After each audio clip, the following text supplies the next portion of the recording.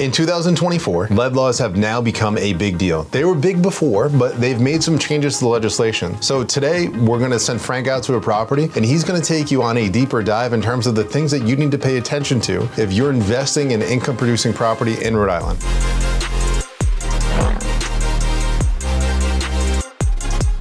We're here at 5-7 Sisson Street. We're gonna go through some of the pinch points and some other things you can make sure that you're in compliance for a lead conformance certificate. When you think about lead, it includes the entire property. It could be a fence, it could be a post. If you see this, before we had the lead inspector come in, we're gonna wanna make sure that this is painted or replaced. We replaced the windows with replacement vinyl windows. The old windows that were in here were old wooden painted windows. Anything installed prior to 1978 most likely has lead in it. And what we wanna do is minimize what we call pinch points. When the window goes up and down, if it was a wooden window, the two sashes would actually rub on each other and create that lead dust. A lead inspector is going to swab your windowsill to see if there's any lead. Next, they're actually gonna swab the floor. So before your lead inspector comes in, you wanna make sure your windowsills are nice and clean, and the floor with a 5-foot radius around the window, clean it. Painting stair treads is super popular. I do it in a lot of my properties myself. But after you're done painting, you're gonna wanna put stair treads on here, the rubberized ones that clip right over the stair tread, or they make carpeted ones that can either glue or be stapled down. It cannot be a painted surface